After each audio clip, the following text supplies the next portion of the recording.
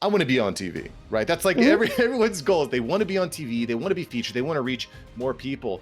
So what's step one of actually executing on being on TV? What's the first thing that we should do? Building a personal brand is big.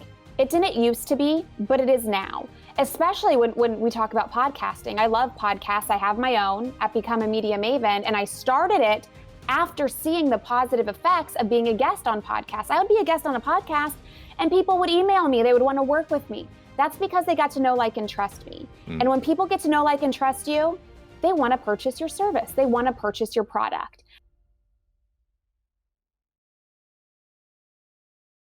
Today, we are joined by award-winning journalist. She's been featured in Forbes, Time, Yahoo, you name it, she's been there. She is the founder of Media Maven and More.com and the fresh program Podcast Clout.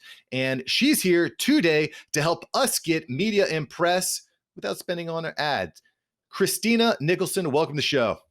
Thank you so much for having me. Oh, it's absolutely my pleasure. You've done some amazing things. And before we get into the nuts and bolts of how we can actually get on the news and get featured, I kind of want to go back to your beginnings with entrepreneurship, because we're speaking all the side hustles out there. We want to take our side hustle full time. So talk to me about that. How did you move from corporate media into your own personal company?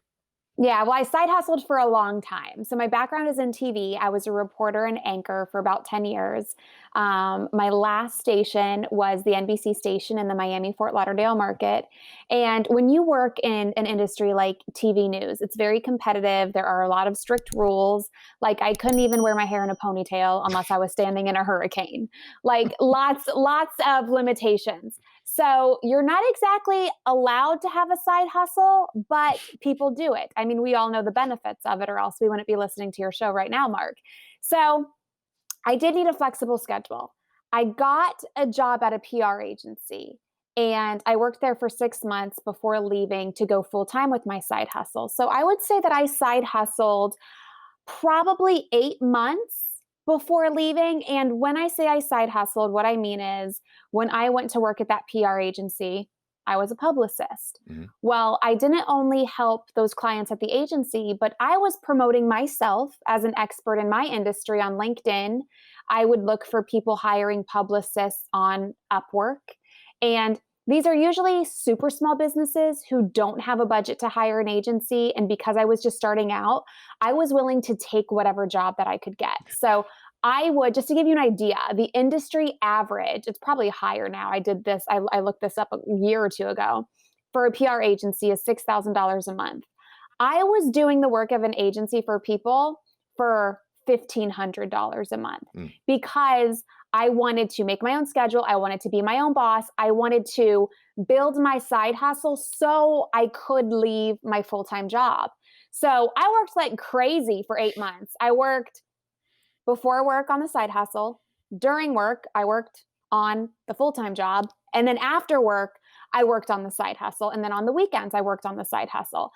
Luckily, coming from TV news, where I'm faced with like quick deadlines, I learned to work quickly and efficiently.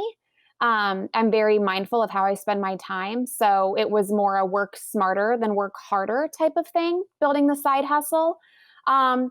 And I actually, when it came to me going full time with my side hustle, I didn't actually make the decision to leave because I was making enough money.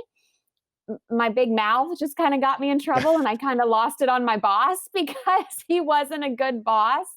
So I eventually found myself out of a job, and then I was forced to take the side hustle full time. Well, and I think that the important part of this is you already had the infrastructure in place. So now that you lost your primary job, okay, now I can go all in. I've already got the infrastructure. I've got some clout. I have some references, maybe some word of mouth, some testimonials. And that's one of the reasons I think that side hustling is so important right now, because the industry is changing so quickly. Like, I was talking to David Meltzer a few minutes ago. If you're in the hospitality industry, you're in trouble. I hope you have a backup plan. So really important to start putting that in place now.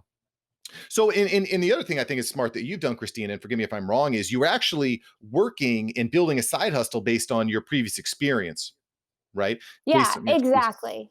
I mean, media is all I know. It's all I've ever done. I went to school for journalism. I've always been a TV reporter and anchor.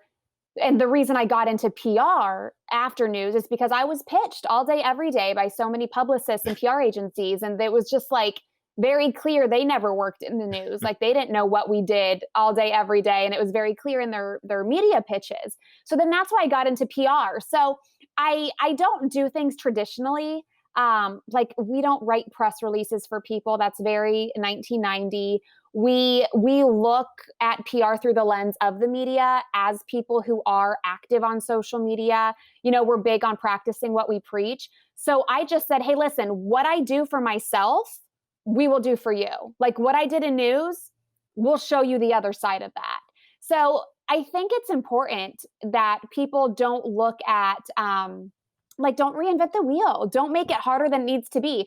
What do you do right now in corporate America? What is your experience? How can you do that on your own? And then as you get going, you know, you will turn it full time. You will grow a team if that's what you want to do. I think too many people are focused on like going from 0 to 100 really fast, that they skip steps or they don't build a solid foundation, or they're doing it with a lot of stress. Their income is inconsistent. And really they're skipping steps because we live in this culture in the United States where it's just like all about making a whole bunch of money. Yeah. When if you're just more strategic and you do things step by step and you do them strategically and with the right guidance and the right people around you, you will be more successful over time. You just have to have patience. And I was very impatient through the process of working full time with the side hustle. I wanted to like hurry up and make money. And I think it held me back for like 2 years. And then when I like slowed down to do the right things, then things started taking off for me. Yeah, I think chasing money can be a problem, because then you start chasing. It's like a dog at the dog park. You just keep chasing the next bone, where if you could really focus in on the best bone for you, you can really dig in. Hey, Mark here. Thank you so much for watching. Make sure to smash that like button for the YouTube algorithm. Let YouTube know you're enjoying this video. Let me know you're enjoying this video. All right, let's get back into this episode. And so I want to talk a little bit about this, because you hit on something I think is very, very important, is that, you know, a lot of the things that these PR firms and media companies were doing over the past 20 years, it's just not working anymore, right? Yeah. So working with someone like Christina Nicholson over at Media Maven and more.com is a good way to figure out what's going on. So I want to kind of dive into this a little bit. I want to dig into some actionable tips here. I want to be on TV, right? That's like everyone's goal. They want to be on TV. They want to be featured. They want to reach more people. So what's step one of actually executing on being on TV? What's the first thing that we should do? I think the first, and it depends on what you want to be on TV for. Do you have a product? Do you have a service? But all roads lead back to you. Building a personal brand is big. It didn't used to be, but it is now, especially when we talk about podcasting. I love podcasts. I have my own at Become a Media Maven, and I started it after seeing the positive effects of being a guest on podcasts. I would be a guest on a podcast and people would email me. They would want to work with me. That's because they got to know, like, and trust me. And when people get to know, like, and trust you, they want to purchase your service. They want to purchase your product. And people need expert opinions, whether it's on TV, on your local morning newscast, whether it's on national TV, a guest on a podcast, a quote in a magazine or a newspaper. People need your expertise. So I think the first thing you have to do is look at your social media, look at your website. What are you posting? Are you posting things that set you up as an expert in your industry? If you're not, then start doing that. Yes, you can mix in some personal stuff. Like the day we're recording this, it's my son's first birthday. I shared a picture of him. It's his first birthday. But I also share, I work from home. My son does some work for me, or not for me, he's one, but does some work with me. When I do some TV hosting stuff, we do some family stuff with it too. So he's at work with me. I think it's okay to share a little bit of that personal stuff on your social media, but you should also be talking about what you do, what your expertise is, not only to get referrals, but if I'm going to pitch you to the media and they're going to say, okay, who's Mark? Let me check out Mark. Let me Google him. Let me look at his Twitter, because they all do that. And they see stuff that doesn't make any sense because of what you just emailed them. They're like, oh, well, he says he's an expert in this, but he's tweeting about this. There's going to be a disconnect. Right. So it's kind of like building your resume so that when you get in front of the right person, you're standing out for the right reasons. I mean, it sounds obvious, but like if you're going on Twitter and you're just posting a bunch of political stuff, if you get someone that leans on the other side, you're probably going to lose there, so or not even leans on the other side, just the fact that like you're sending a pitch because you want coverage in one area and then you're all over social media talking about this. It doesn't make sense. I once had a client, he is no longer a client. He wanted to build his personal brand in a big way. And I would look at his Twitter and he never tweeted about what he did professionally. He only tweeted about sports. And then he tweeted about the media and how bad the media is and it's all lies. And I'm like, no media outlet is going to cover you when you're literally tweeting this about the media. For those of you who can't see me, I'm using air quotes because I hate the media. But it's just like you have to be building your personal brand because you have to give the media, I say the media, you know what I mean? You have to give people a reason to want to give you coverage. And you having a strong personal brand is going to help with that. And then secondly, if I can give you like one more tip, please. Stop promoting yourself. Like it is not local TV, a podcasters, a website. It's nobody's job to give you a free commercial. You are there to help them do their job. If they're doing a story on XYZ, how can you contribute to XYZ? They're not inviting you on to promote your book so you can get somebody to hire you, so you can get somebody to buy your new product. They're bringing you on to help tell a story that they are going to tell with or without you. So just help them do their job. This is where a lot of people fall flat. They want to make it all about them, their service, their product. What are they covering and how can you help? Well, because that's where you need to focus. They're going to want to put you on if you're providing value to them and their viewers, right? So you have to find a way to not promote, but provide that value. So how can we actually do that? I mean, let's just take the example of, I don't know, let's say you're selling widgets on your website, right? How can you actually provide that value to, like, how can you develop the right story so that the right person says, okay, this makes sense to me? That's a great question. First of all, look at your audience. Like if you are doing something that's super tech like that, there's no reason for you to be on local news, on local TV. Like that audience is not your audience. So I would focus on tech podcasts. I would focus on those tech websites and online outlets or those trade magazines. And you have to give them something newsworthy. And when it comes to something newsworthy, look at two things. One, what are people already talking about? And two, why is this important right now? Why should I do this story right now? So, a year ago, it might not have been common for chiropractors to be in the news a lot. But if we talk about people working from home on Zoom all day, kids in virtual school.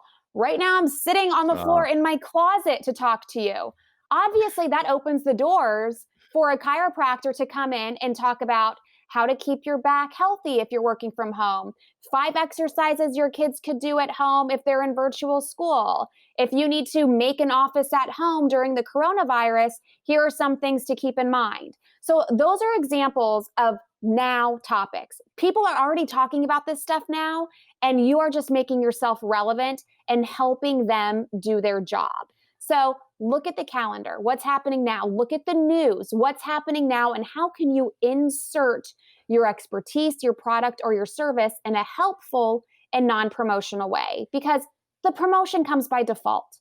People will get to know, like, and trust you. The promotion comes by default. You don't need to promote anything. Just by default, it will happen. And when you try too hard, it's a turnoff and people aren't going to convert, or you're not even going to get the media hit at all. So let's say you're in a media office, right? And you receive an email, because I'm assuming that's probably the best way to reach out to someone. Yes. What is something that would help me to stand out in front of you when you receive that email? You're like, I'm going to click this. Okay, I'm going to reply. What are some things that we can do to make sure that we stand out? That's a good question, because there are thousands of emails received in newsrooms every day. I got them every day. There's so many mistakes too. You have to have a subject line that matters to me. If you spell my name wrong, or if it's like something I don't even cover or I'm not interested in, I won't even open it. If it says press release, I will not open it. Mm. You just have to have something that grabs my attention in the subject line right away. And then if I open it and I see it's long, I'm not going to read it. Like, I don't Yeah. have time for that. I don't think any of us in any industry with any job have time for that. So you got to keep it short and sweet. I mean, I've gotten clients in USA Today, Washington Post, the Today Show, Forbes, with emails that are 5 sentences long as pitches. Like, you don't need to tell them your whole life story. So keep it short, sweet, and to the point. And something else, a little tip that takes an extra minute, God forbid anybody spend an extra minute on their strategy, but if you connect with me on LinkedIn or Instagram or Twitter and you tell me you just sent me an email, I'm probably going to look for it and I'm probably going to pay a little bit extra attention to it. I recently got Amy Porterfield on CNN, and I pitched a person that I knew there. And even though I knew her, I knew she also got thousands of emails a day. So then I also sent her a tweet to tell her, hey, I just emailed you. Mm. And she ended up being on like a couple of days later. So sending that short, sweet email with a catchy subject line and connecting with them on social media to let them know and kind of build that relationship so they already know, like, and trust you on social, and then you're coming into their inbox, it will make you stand out a little bit more, because we're more likely to pay attention to a social media notification than we are another email in our inbox, to be honest. Yeah. Yeah. So that is actually really, really great advice.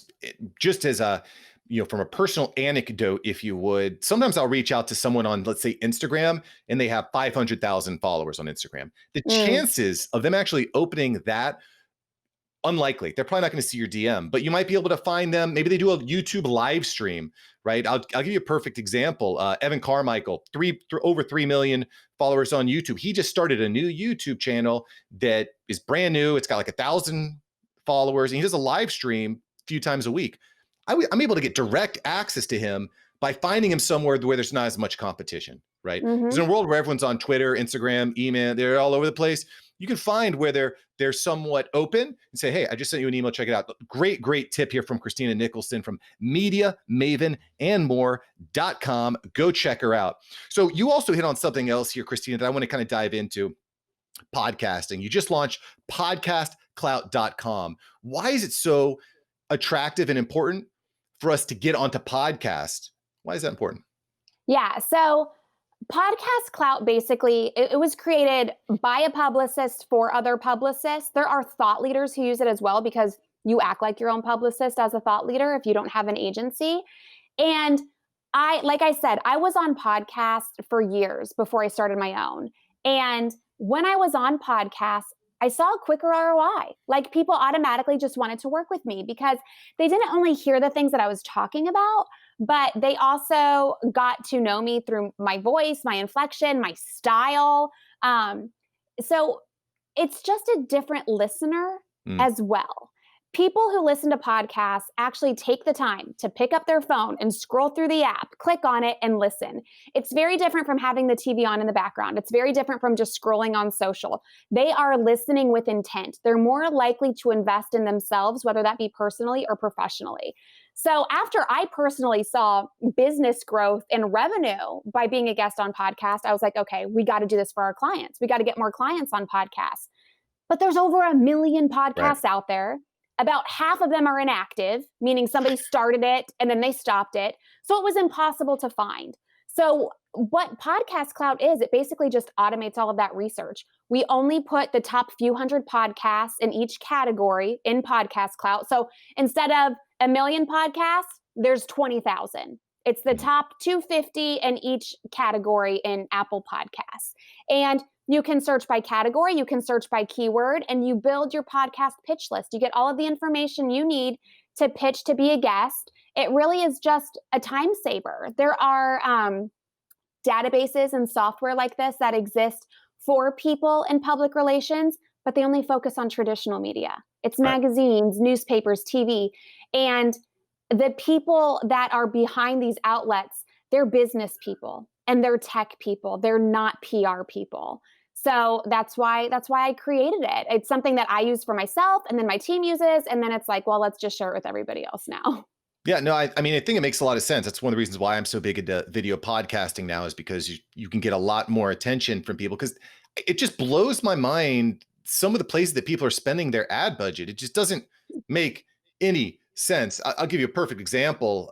There's a television channel that has a lot of kids movies on it, right? So I'll let my kids watch it. But then in the middle, they'll have this like ad for this like rated R, like pretty intense movie. And I'm thinking to myself, like, this is my 3-year-old. It's not your target demographic. What the heck are you doing? It's almost offensive to me, because now I can't even let my kid watch because I don't know what they're going to show. It's so silly. Okay, cool. So let's dive a little bit more into podcastclout.com. Okay. So I've realized as a business owner, podcasts are a great way for me to discuss the value and what I do in my business, right? How can I actually get onto that right podcast? I want your opinion, because quite frankly, I get pitched all the time. Yep. I'd love to show you my email inbox and my DM. I get pitched all the time. How can I, as a business owner, stand out, get onto someone's podcast? Yeah, so there's a few different things to do. I mean, a lot of the traditional media rules that I talk about apply. Podcasts are a little different because instead of you jumping on something that's happening right now, it's more your expertise and why Mhm. it's relevant around now. Because podcasts aren't immediate. Like I would go into work and it would be like, here's your story. It's going live at 6 o'clock tonight. You can record a podcast and not hear it go live for 3 months. So it has to be relevant around now. Your expertise has to be super specific. I mean, there's a lot of people that talk about PR, but there's not a lot of people that talk about PR from a perspective of being a reporter and an anchor. There's a lot of people that talk about podcasting, but there's not a lot of people who talk about podcasting from somebody who created podcast software because they saw the result. I mean, you know what I mean? You have to be super specific, especially when you're looking at getting on those podcasts in the business categories like marketing or entrepreneurship. Like, there's a million entrepreneurs out there. Why should we talk to you? Right. What differentiator do you have to offer? And can you give something strategic to the audience? Can you tell them exactly what to do and how to do it? Some people, like, they want to hold back and sell you their stuff later. You need to give it all out. Like, you need to give it all away, or else people aren't going to trust you. They're not going to get to know you. So there's that. We talked a little bit about, pitching. I actually share the exact pitch that I sent to Pat Flynn like 4 years ago to get on his podcast. You can see it at podcastclout.com/Pat. And I shared the exact pitch. It was actually a video pitch because I heard him. This is another tip, like, actually know these people you're pitching. I heard him on a podcast say he gets 400 emails a day, but nobody makes him a video. So I was like, all right, Pat, I'll make you a video. So I made him a video pitch. It was like 2 minutes long. And then I sent it. And then I didn't hear back. And I looked on YouTube and it showed me I only had one view, and that was like myself. And so I sent a follow-up, which is also included in that link I shared. I sent a follow-up. And then based on the follow-up, I got booked, and then I go through the whole process of what happened after. So pitch the people the way they want to be pitched. I have an online form on my website. When people use the online form, they stand out just because they actually went to my website and looked around. When people send me an email, I'm like, well, why did they fill out the online form? Are they not looking around on my website? And say something like, don't copy and paste. Oh, I loved episode 100 where it was titled this and you talked to so-and-so. Like, I know you're copying and pasting stuff Right. and you didn't really listen. So like, say something like, hey, I know you live in Coral Springs. I used to live there. Like, something that's not like so obviously copied and pasted. Right. Social media, build the connection, talk to those people, you'll stand out in the inbox. And then it also helps to have other podcast interviews under your belt, So if you've been on other podcasts, share that in the pitch. And I think one of the biggest ones, and so many people don't do this, and I don't understand why it drives me crazy. If you are a guest on a podcast, you need to share it with your audience. Yeah. After every podcast, I record with a guest on my show. I send the guest a link to the episode and I say, here are some images, here are video, please share on social. 9 out of 10 times, nobody shares it. Right. Every single podcast I'm a guest on, I share it on social. I try to tag the host so he sees I'm sharing it. I put it on my website. And I once had somebody pitch to be a guest on my podcast, and she said, I think on my form I asked you, are you going to share this? And she said no. And I'm like, so wait a minute. You want me to spend 30 minutes talking to you so everybody can get to know you and what you do, but you're not willing to even share that? First of all, that's just bad PR. If you're anywhere, you should share it. That's one. And two, I honestly think it's just common courtesy. And I think if when you pitch to be a guest on a podcast, you need to tell them you will share it with your email list, with your friends on social media, whatever it is, whatever you're going to do, tell them you're going to share it because that's what they want to see and it sets you apart. And you should just do it anyway because it's actually really good PR for you. Yeah, this is kind of the common theme, I think. If you want to be featured on a podcast, on a news channel, you need to consider how can I give as much value as possible to the person I'm talking to and to their audience, because I can't tell you how this happens all the time. Someone will DM me on Instagram. Hey, Mark, love your podcast. I would love to be on there because this. But they don't follow me. They've never engaged with anything that I've done. They haven't left any review on my podcast. Like, stand out. You know, if you want to be on my show and you think you can provide value, at least, I mean, the least you could do is follow me on Instagram. Like there's not that much to it. And yeah, for sure. Share the heck out of it, because that's the other thing that'll happen. If you want to stand out, if I go to your Instagram profile, your LinkedIn profile, and I see that, okay, you've actually been sharing the interviews, you've been actually putting these people on your website, way more likely that you're going to show up. That's cool. I kind of expanded on your point there, Christina, but I can tell you personally, I love that. And you probably very glad that I'm having you on the show because you're going to share it. You said that. Yes, exactly. Exactly. Like it's not rocket science. Again, it's just like following that person on social media. It's something that takes an extra few minutes. Right. And for that reason, people don't do it. I think so many people are just lazy. Like I talked about earlier, going from side hustle to full time. People just want to go from like 0 to 100 in no time. They don't take a few minutes to do little things that make a big difference.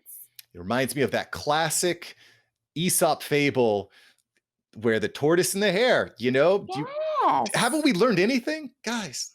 No, Girls, we still haven't. You know why? Because we get targeted by liars with their Facebook ads saying, I just earned $100,000 on my first business launch. But then it's like, they forget to tell you that they spent $99,000 to get the 100,000. Like they leave that part out. That's why people see that everywhere and they're like, oh, I want to do that. I can do that. And Right. You're not seeing the full story. No, absolutely not. If it sounds too good to be true, it probably is. But I can tell you from personal experience and based on the professional experience of Christina here that getting on these shows, getting on these networks is really going to help you expand and build know, like, and trust. Of course, you can learn way more at MediaMavenandmore.com or get onto her podcastclout.com to get shown on the right podcast to the right people. Because like she said, millions and millions of podcasts, find the right one. Okay, cool. Christina, before I let you go, we got to get into the rapid fire. So buckle up, get ready, strap in, lock and load. Ready? Okay. This is exciting. It is. It's exciting. It's nerve-wracking. I'm a little nervous. A lot of personal information incoming, but let's start with something a little more generic. What is a must-have business item that costs less than $50? Oh, less than $50. Probably a good business book. Yeah, I would say a good business book, less than $50. That's a tough one. What's the best business book you've read recently? Oh God, you're going to make me pick one. I read like a book a week. That's amazing. I like Secrets of the Millionaire Mind. I like Profit First. I like The 12-Week Year. There's 3. You asked for 1 and I gave you 3. Hey, we'll take it. More is better than less. If you had 10 seconds with yourself 10 years ago, what would you say to Christina? Invest in yourself. I spent the first 2 years of my business soaking up all the free stuff I could on the internet, which is great. But at some point you need somebody who knows better and does better to specifically work with you. These are my specific goals. This is where I want to go specifically. I was afraid to spend money because I wasn't making money, but I wasn't making money because I wasn't spending it, So I would have said, people spend tens of thousands of dollars on college and they get nowhere. You can spend a few thousand on your business. Right. I could not agree more. People take hundreds of thousands of dollars in college Yeah. loans and And they spend their whole life paying it back for a terrible job. Like, spend a few $1,000 for your business. yeah. It's ridiculous. It's almost comical when you hear it, It is! but it's so true. It's so true. And I think probably because online courses and mentorship can get a bad stigma because you can get burned. Yes, But because anybody can put anything out there, and right. that's how it is. Yeah, but do your homework. I mean, even with college, like, I remember I'm going off your rapid fire, I'm sorry, Mark. I remember there's a very popular, expensive private college near us in Boca Raton, and I was like, "Oh, I could be an adjunct professor. I could teach broadcast journalism." And they were like, "Do you have a master's in it?" I'm like, "No, I don't have a master's, but I worked as a broadcast Right. journalist for 10 years." And they're like, "Oh, you can't teach unless you have a master's." And I'm like, "Well, who's teaching it now?" And they're like, "Somebody with a master's." She's never actually worked in the industry, but she's got a master's. And I'm like, "Hold up.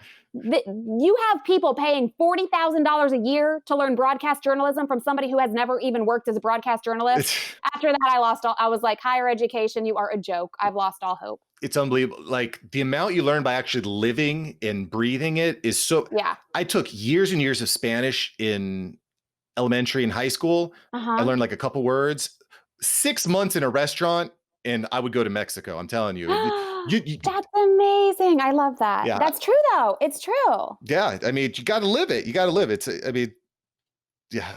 I could go off on a huge tangent. Not going to. Yeah. Everyone goes. I ruined your rapid fire. I'm sorry. It's okay. It's okay. A couple more questions here. If you had one business task that you could do for the day, you wake up, you only do one task. What are you going to do?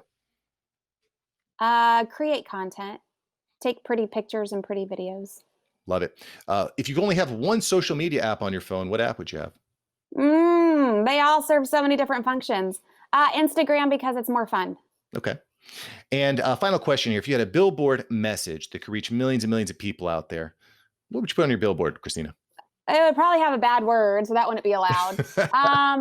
Probably, I think right now, be nice. I think a lot of people need to be nice right now. But like in general, my mantra is like just you do you. Like just do like stop worrying about what other people think and you just do you.